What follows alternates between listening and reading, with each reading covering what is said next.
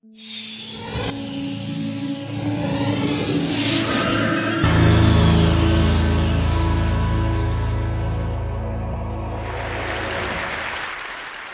heard this amazing story about Miuccia Prada. She's an Italian fashion designer. She goes to this vintage store in Paris with a friend of hers. She's rooting around. She finds this one jacket by Balenciaga. She loves it. She's turning it inside out. She's looking at the seams. She's looking at the construction. Her friend says, "Buy it already." She said, I'll buy it, but I'm also going to replicate it. Now, the academics in this audience may think, well, that sounds like plagiarism. But to a fashionista, what it really is a sign of Prada's genius. That she can root through the history of fashion and pick the one jacket that doesn't need to be changed by one iota and to be current and to be now. You might also be asking whether it's possible that this is illegal for her to do this. Well, it turns out that it's actually not illegal. In the fashion industry, there's very little intellectual property protection. They have trademark protection, but no copyright protection, and no patent protection to speak of. All they have really is trademark protection. And so it means that anybody could copy any garment on any person in this room and sell it as their own design. The only thing that they can't copy is the actual trademark label within that piece of apparel. That's one reason that you see logos splattered all over these products. It's because it's a lot harder for knockoff artists to knock off these designs, because they can't knock off the logo. But if you go to Santee Alley, Canal Street, I know. And sometimes these are fun, right? Now, the reason for this, the reason that the fashion industry doesn't have any copyright protection is because the courts decided long ago that apparel is too utilitarian to qualify for copyright protection. They didn't want a handful of designers owning the seminal building blocks of our clothing, and then everybody else would have to license this cuff or this sleeve because Joe Blow owns it. But too utilitarian? I mean, is that the way you think of fashion? This is Vivienne Westwood. No! We think of it as maybe too silly, too unnecessary. Now, those of you who are familiar with the logic behind copyright protection, which is that without ownership there is no incentive to innovate, might be really surprised by both the critical success of the fashion industry and the economic success of this industry. What I'm going to argue today is that because there's no copyright protection in the fashion industry, fashion designers have actually been able to elevate utilitarian design, things to cover our naked bodies, into something that we consider art. Because there's no copyright protection in this industry, there's a very open and creative ecology of creativity. Unlike their creative brothers and sisters who are sculptors or photographers or filmmakers or musicians, fashion designers can sample from all their peers' designs. They can take any element from any garment from the history of fashion and incorporate it into their own design. They're also notorious for, riffing off of the zeitgeist, and here I suspect they were influenced by the costumes in Avatar. Maybe just a little. Can't copyright a costume either. Now, fashion designers have the broadest palette imaginable in this creative industry. This wedding dress here is actually made of sporks. And this dress is actually made of aluminum. I've heard this dress actually sort of sounds like wind chimes as they walk through. So one of the magical side effects of having a culture of copying, which is really what it is the establishment of trends. People think this is a magical thing. How does it happen? Well, it's because it's legal for people to copy one another. Some people believe that there are a few people at the top of the fashion food chain who sort of dictate to us what we're all going to wear. But if you talk to any designer at any level, including these high-end designers, they always say their main inspiration comes from the street, where people like you and me remix and match our own fashion looks, and that's where they really get a lot of their creative inspiration. So it's both a top-down and a bottom-up kind of industry. Now, the fast fashion giants have probably benefited the most from the lack of copyright protection in the fashion industry. They are notorious for knocking off high-end designs and selling them at very low prices. And they've been faced with a lot of lawsuits. But those lawsuits are usually not won by fashion designers. The courts have said over and over again, you don't need any more intellectual property protection. When you look at copies like this, it's like you wonder, how do the luxury high-end brands remain in business? If you can get it for $200, why pay $1,000? Well, that's one reason we had a conference here at USC a few years ago. We invited Tom Ford to come. The conference was called Ready to Share, Fashion and the Ownership of Creativity. And we asked him exactly this question. Here's what he had to say. He had just come off a successful stint as the lead designer at Gucci, in case you didn't know. And we found, after much research, that actually, not much research, quite simple research, that the counterfeit customer was not our customer. Imagine that. The people on Santee Alley are not the ones who shop at Gucci. This is a very different demographic. And, you know, a knockoff is never the same as an original high-end design, at least in terms of the materials. They're always made of cheaper materials, but even sometimes a cheaper version can actually have some charming aspects, can breathe a little extra life into a dying trend. There's lots of virtues of copying. One that a lot of cultural critics have pointed to is that we now have a much broader palette of design choices to choose from than we ever have before. And this is mainly because of the fast fashion industry, actually. And this is a good thing. We need lots of options. Fashion, whether you like it or not, helps you project who you are to the world. Because of fast fashion, global trends actually get established much more quickly than they used to. And this actually is good news to trendsetters. They want trends to be set so that they can move product. For fashionistas, they want to stay ahead of the curve. They don't want to be wearing what everybody else is wearing. And so they want to move on to the next trend as soon as possible. I tell you, there is no rest for the fashionable. Every season, these designers have to struggle to come up with a new fabulous idea that everybody's going to love. And this, let me tell you, is very good for the bottom line. Now, of course, there's a bunch of effects that this culture of copying has on the creative process. And Stuart Weitzman is a very successful shoe designer. He has complained a lot about people copying him. But in one interview I read, he said, you know, it's really forced him to up his game.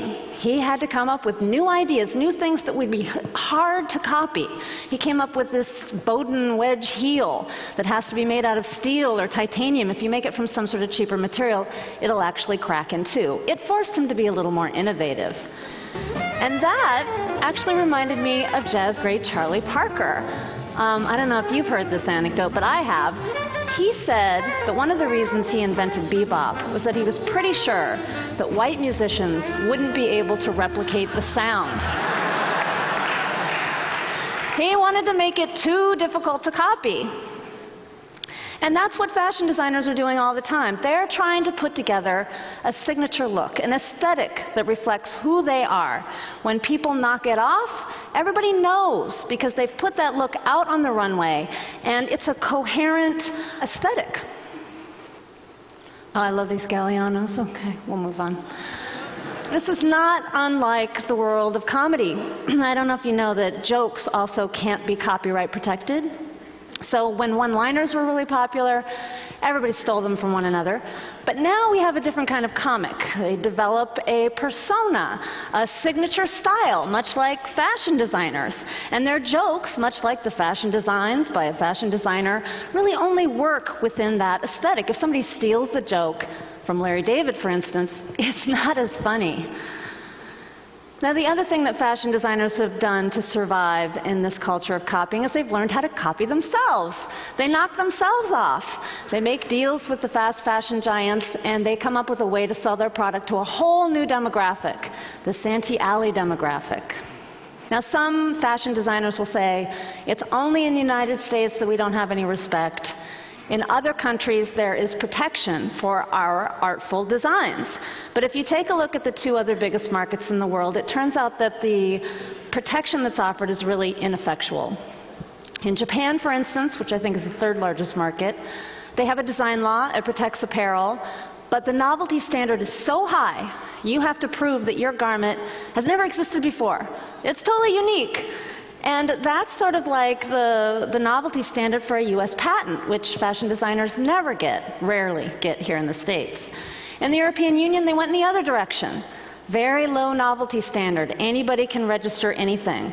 But even though it's the home of the fast fashion industry, and you have a lot of luxury designers there, they don't register their garments generally, and there's not a lot of litigation. It turns out it's because the novelty standard is too low.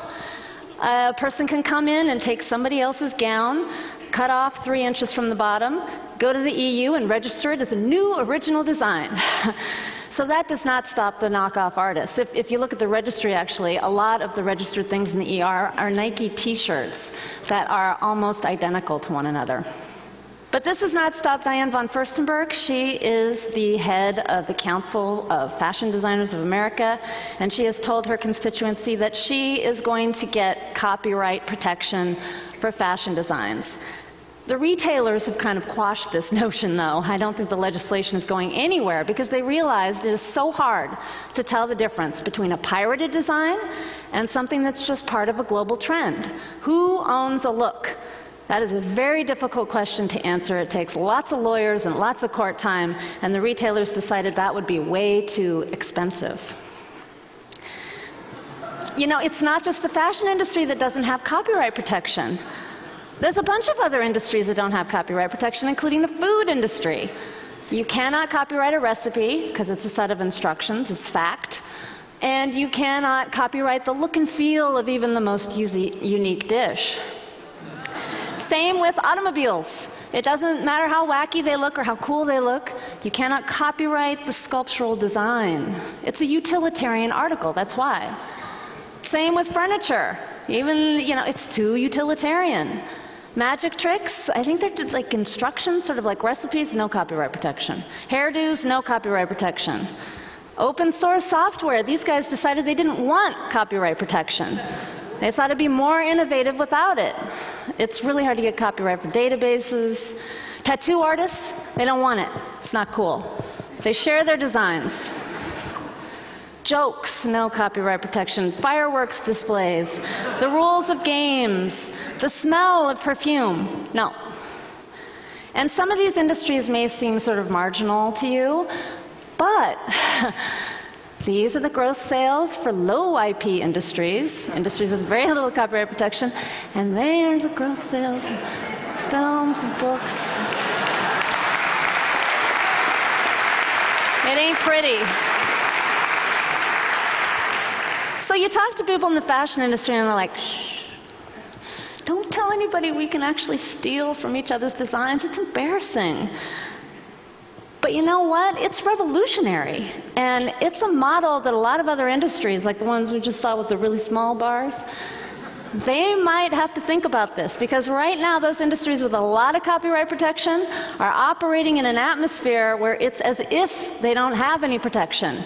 And they don't know what to do. When I found out that there were a whole bunch of industries that didn't have copyright protection, I thought, what exactly is the underlying logic? I want a picture. And the lawyers do not provide a picture, so I made one. These are the two main sort of binary oppositions within the logic of copyright law. It is more complex than this, but this will do. First, is something an artistic object? Then it deserves protection. Is it a utilitarian object? Then no, it does not deserve protection. This is a difficult, unstable binary. The other one is it an idea? Is it something that needs to freely circulate in a free society? No protection. Or is it a physically fixed expression of an idea, something that somebody made, and they deserve to own it for a while and make money from it? The problem is that digital technology has completely subverted the logic of this physically fixed expression versus idea concept. Nowadays, we don't really recognize a book as something that sits on our shelf, or music as something that is a physical object that we can hold. It's a digital file. It is barely tethered to any sort of physical reality in our minds. And these things, because we can copy and transmit them so easily, actually circulate within our culture a lot more like ideas than like physically instantiated objects. Now, the conceptual issues are truly profound when you talk about creativity and ownership. And let me tell you, we don't want to leave this just to lawyers to figure out. They're smart. I'm with one. He's my boyfriend. He's okay. He's smart. He's smart. But you want an interdisciplinary team of people hashing this out, trying to figure out what is the kind of ownership model in a digital world that's going to lead to the most innovation. And my suggestion is that fashion might be a really good place to start, looking for a model for creative industries in the future. If you want more information about this research project, please visit our website. It's readytoshare.org. And I really want to thank Veronica Hodicke for making this very fashionable presentation.